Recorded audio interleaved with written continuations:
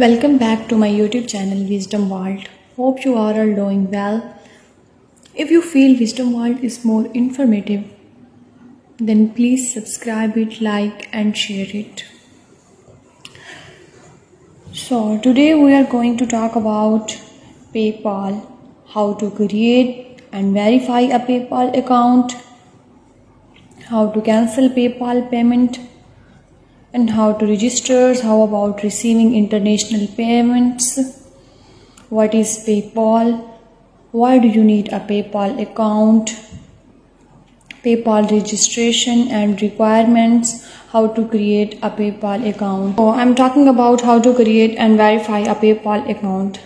Having a PayPal account is like a peace of mind if you work online. Being a blogger myself, I preferably choose PayPal for most of my online transactions. Whether you are a blogger, freelancers, or anyone looking forward to starting an online business, a PayPal account is one of the most important things you will never ever need.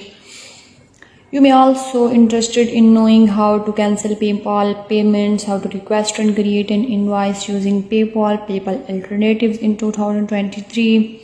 When you start working online, you will need some sort of facility that will help you to send and receive online payments globally. So you can easily do